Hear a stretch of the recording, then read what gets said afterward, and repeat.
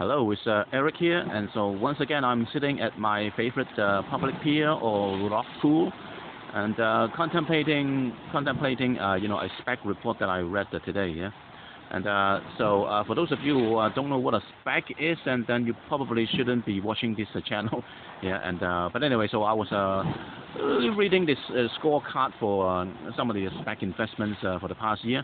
And of course, everybody knows the SPAC King, yeah, the SPAC King. Of course, his name is Chamath something P something, yeah, but I have no idea how to pronounce his last name, and even his first name I'm not quite sure, yeah. But I'll just call him Chamath, and so he's the well-known SPAC King, and then apparently he started a lot of SPACs, and he invested about a total of $100 million, and then in the end he made about $700 million, yeah.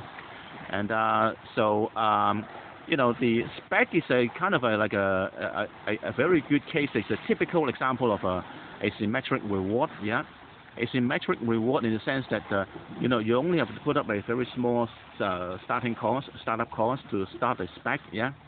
And most of the time, your SPACs are going to flop, yeah, because you may not be able to find a successful private company to merge, yeah.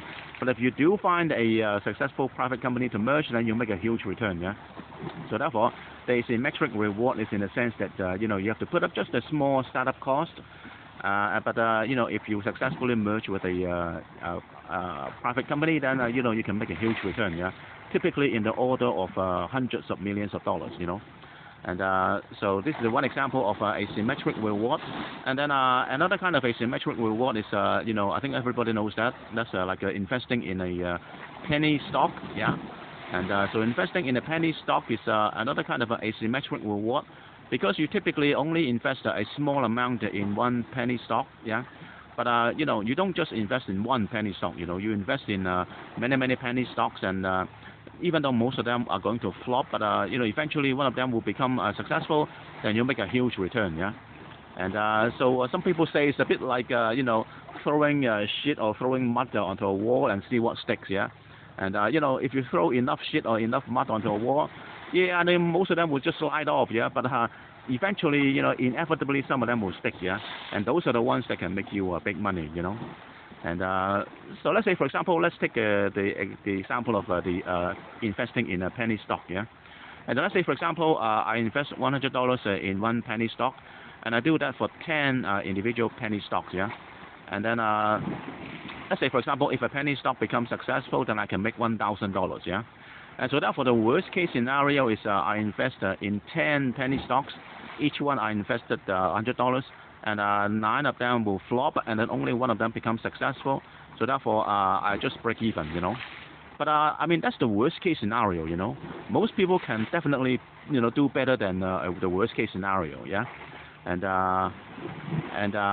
the reason I say that is because the more you do it, the more experienced you become, and the more professional you become, and you develop a kind of a knack, in terms of investing in a penny stock, And I'm sure, Chamath, the SPAC King, he didn't start out to be like a SPAC King, He started out just like anybody else, trying to learn, trying to climb up the learning curve, yeah.